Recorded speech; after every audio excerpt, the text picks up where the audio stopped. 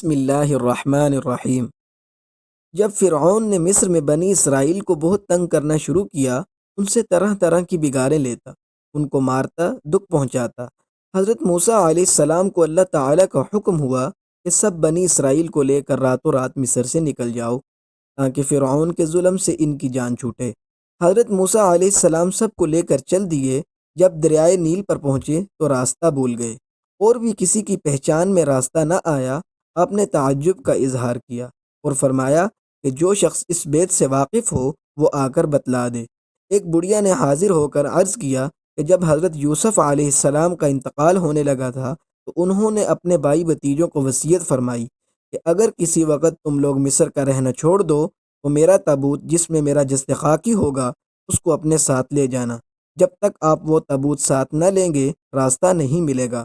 اپنے تابوت کا حال پوچھا کہ وہ کہاں دفن ہے۔ اس کا واقف بھی بڑھیا کے علاوہ کوئی نہ نکلا۔ جب بڑھیا سے پوچھا تو اس نے عرض کیا کہ میں یوں ہی نہ بتلاؤں گی، مجھ سے ایک بات کا اقرار کیجئے پھر بتاؤں گی۔ حضرت موسیٰ علیہ السلام اس سے پوچھا کہ وہ کیا بات ہے؟ کہنے لگی کہ وہ اقرار یہ ہے کہ میرا خاتمہ ایمان پر ہو اور جنت میں جس درجہ پر آپ ہوں اسی درجہ میں مجھے رہنے کے لیے جگہ ملے۔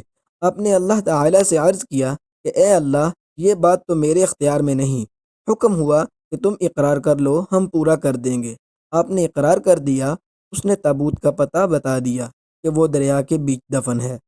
اس تابوت کو نکالا گیا تو فوراً رستہ مل گیا۔